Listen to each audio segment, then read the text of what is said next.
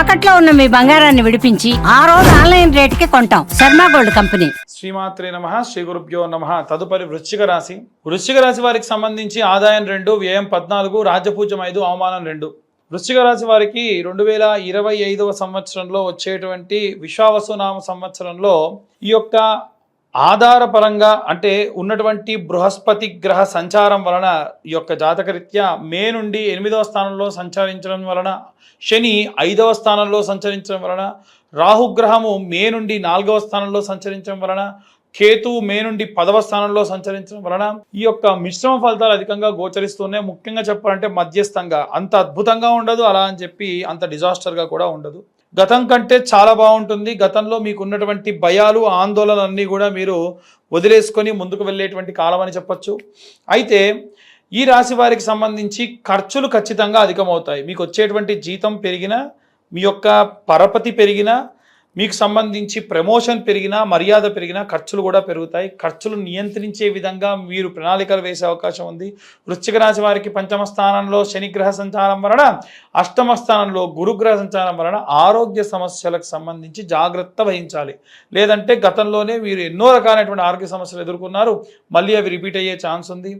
ఆరోగ్యానికి సంబంధించే కాకుండా కుటుంబ సమస్యలు కూడా కొంతమేరకు మిమ్మల్ని ఇబ్బంది పడతాయి. మానసికమైనటువంటి ఆందోళన అధికమవుతుంది. ఈ నిరుద్యోగులకు ఉద్యోగ ప్రయత్నాలు సఫలీకృతం అవుతాయి. ఉద్యోగస్తులకు ఉద్యోగ శుభ ఫలితాలు ఖచ్చితంగా వస్తాయి. ఒత్తిళ్లు వంటివి ఖచ్చితంగా ఉంటాయి. విపరీతమైన ఒత్తిడితో కూడినటువంటి పని విపరీతంగా పెరిగే అవకాశం ఉంటుంది. వృశ్చిక రాశి వారికి, విద్యార్థులకు ఈ సంవత్సరం అన్ని విధాలా కలిసి వచ్చేటువంటి కాలం అని చెప్పొచ్చు. ఆరోగ్య విషయాల్లో విద్యకు సంబంధించి, విద్యార్థులకు సంబంధించి జాగ్రత్త వహించాలి.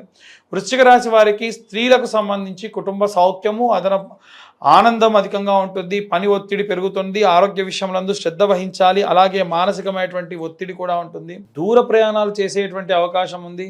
ప్రతి విషయంలో కూడా మనస్సు లోతుగా ఆలోచించడం ప్రారంభిస్తూ ఉంటారు. అతిగా మనం ఆలోచిస్తే మిగిలేది శూన్యం.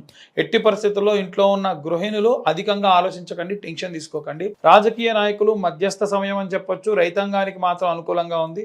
వ్యాపారస్తులకు లాభదాయకంగా ఉంది. వ్యాపారానికి సంబంధించి అభివృద్ధి ఖచ్చితంగా ఉంటుంది. సినీ రంగాలు, మీడియా రంగాలు, కెమెరా ఫీల్డ్లు, ఆర్టిస్టులు, వీటందరికీ సంబంధించి, ఫోటోగ్రఫీకి సంబంధించి కూడా చూసుకుంటే అనుకూలమైన కాలం అని చెప్పొచ్చు. సంవత్సరంలో వ్యాపార సంబంధితమైనటువంటి నిర్ణయాలు సఫలీకృతం అవుతాయి. అలాగే వీళ్ళు చేయాల్సినటువంటి పరిహారాలకు సంబంధించిన విషయానికి వస్తే దక్షిణామూర్తి స్తోత్రం చదవడం మంచిది. శనగలని వీలైతే కాస్త గోల్డ్ కలర్ క్లాత్లో శనగలు వేసి మూటలా కట్టి దీపం వెలిగించుకోండి. బృహస్పతి యొక్క అంటే నవగ్రహాలకి కూడా 27 ప్రదక్షిణాలు చేయాలి. అందులో 21 ప్రదక్షిణాలు సవ్యంగా చేయండి. 3 ప్రదక్షిణాలు మాత్రం అపసవ్యంగా చేయండి. వీలైనంత వరకు రాఘవేంద్ర స్వామి యొక్క మఠానికి వెళ్ళి రాఘవేంద్ర స్వామిని దర్శించుకోండి.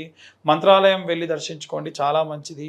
గురుస్వరూపంగా ఉన్నవారికి ఎంత పూజిస్తే అంత మంచిది. గురు చరిత్ర పారాయణం చేయిస్తే మంచిది. అలాగే వీలైతే సుందరాకాండ పారాయణం కూడా వీరికి అతీతమైనటువంటి శక్తిని, అలాగే ఆరోగ్యాన్ని ఖచ్చితంగా కల్పిస్తుంది.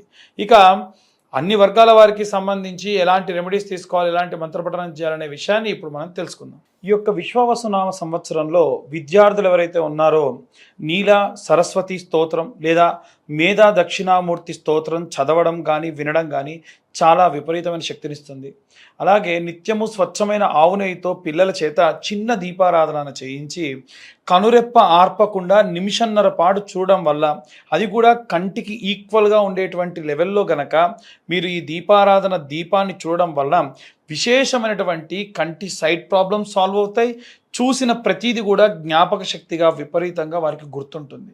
అలాగే గృహిణులందరూ కూడా ఈ సంవత్సర కాలం మొత్తంలో కూడా మరకత వర్ణంలో లేదా పచ్చకర్పూరం కలిపినటువంటి కుంకుమ ఏదైతే ఉంటుందో దానితో అమ్మవారికి శ్రీమాత్రే నమః అనేటువంటి కుంకుమార్చన లేదా జపము 10,000 సంఖ్య చేయాలి.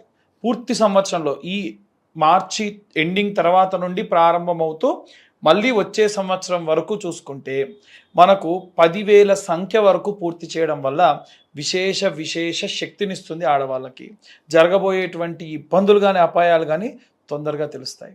అలాగే ఉద్యోగస్తులు ఎవరైతే ఉన్నారో వీరు ఒక గోల్డ్ కలర్ క్లాత్లో కొన్ని శనగలు, ఒక 4-5 శనగలు సరిపోతాయి, వేసుకొని ఆరెంజ్ కలర్ క్లాత్ దారంతోనే దాన్ని మూటలా కట్టి నవగ్రహాల గుళ్ళో బృహస్పతి గ్రహం అంటే గురుగ్రహం ఎక్కడైతే ఉంటుందో అక్కడ గురువారం నాడు ఉదయం 7:20 లోపు మట్టి ప్రమిద, కొత్త మట్టి ప్రమిద పెట్టి దాంట్లో ఇది ఒక మూటను పెట్టి వీలైతే సంపెంగ నూనెతో కానీ లేకుంటే విప్ప నూనెతో కానీ ఆముదం కొంచెం కలిపి దీపారాధన చేయడం వలన విశేషంగా ఉద్యోగానికి సంబంధించినటువంటి ఇబ్బందులన్నీ కూడా క్లియర్ అవుతాయి. అలాగే ఎవరైతే వ్యాపారం చేసే వాళ్ళు ఉన్నారో సాంబ్రాణి పౌడర్గా దొరుకుతుందండి. ఆ పౌడర్ అలాగే తెల్ల ఆవాలు, ఆవు నెయ్యి 3 కలుపుకొని ప్రతి శుక్రవారం నాడు సాయంత్ర సమయంలో స్నానమాచరించి మీ వ్యాపార స్థలంలో ఒక కప్పుని వెలిగించుకొని అంబిక ధూప్ కప్స్ ఉంటాయి కదా, అలాంటి కప్స్ ఏదైనా వెలిగించుకొని ఆ పదార్థాన్ని తీసుకొని మిశ్రమం కలిపినటువంటి దాన్ని నుదురు దగ్గర పెట్టి అందులో వేయడం వలన, వేసేటప్పుడు మీ కోరికలు వాంఛలు కోరుకోవడం వలన మీ యొక్క షాప్ దగ్గరికి వచ్చేటువంటి గాలి ధూళి దిష్టి అన్నీ కూడా తొలగిపోతాయి. ఎందుకంటే ఒకసారి వ్యాపారస్తులు వ్యాపారం ఓపెన్ చేశారనంటే శౌచము అశౌచము ఉన్నవాళ్ళు, అలాగే రకరకాల చోట్లకు వెళ్ళొచ్చిన వాళ్ళు, మృతా శౌచంతో ఉన్నవాళ్ళు, జాతా శౌచంతో ఉన్న వాళ్ళు అందరూ వస్తారు. అలాంటి సంభావిత దోషములన్నీ కూడా ఇలా చేయడం వల్ల క్లియర్ అవుతాయి. అలాగే ఎవరైతే ఈ యొక్క సినీ రాజకీయ రంగాల్లో ఉన్నారో వాళ్ళు చండీ హోమం చేయించుకోవడం మంచిది.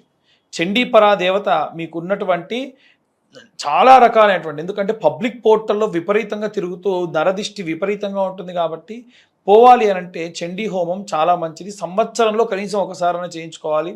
కరుంగలి మాల లాంటివి ఏవైతే ఉంటాయో ఆ మాలలు కూడా ధరించడం మంచిది. అలాగే ఎవరైతే వివాహం కోసం ఎదురు చూస్తూ ఉన్నటువంటి అమ్మాయిలు కానీ అబ్బాయిలు కానీ, అమ్మాయిలైతేనేమో వరపాశుపతము అనేటువంటి హోమం ఉంటుంది.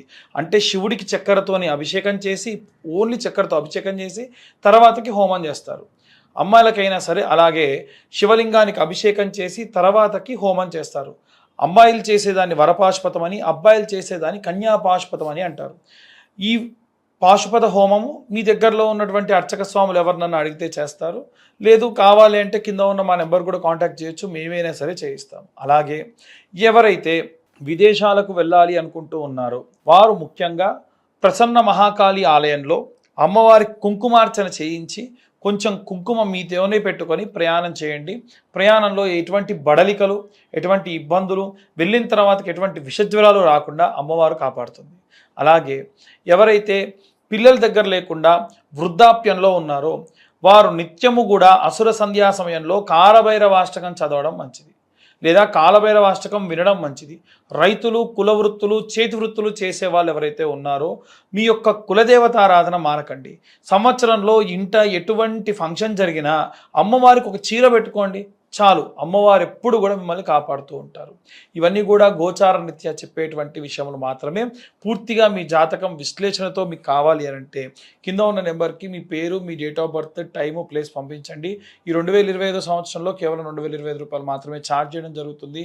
పూర్తిగా జాతకంలో లగ్నం నుంచి పంచమ, సప్తమ, నవమ, కోణ కేంద్ర స్థానాల్లో ఏ గ్రహ సంచారం ఉంది, ఎలాంటి రిజల్ట్స్ వస్తుంది అనేటువంటి విషయాన్ని డీటెయిల్గా మీతోని గంట పాటు డిస్కస్ చేసి మీ జాతకం విశ్లేషణతో చెప్పడం జరుగుతుంది. ఈ పూర్తి జాతకం కూడా 60 నుండి 70 పేజీల్లో మీకు అందించడం జరుగుతుంది. మరొకసారి అందరికీ కూడా విశ్వావసు నామ సంవత్సర శుభాకాంక్షలు. స్వస్తి.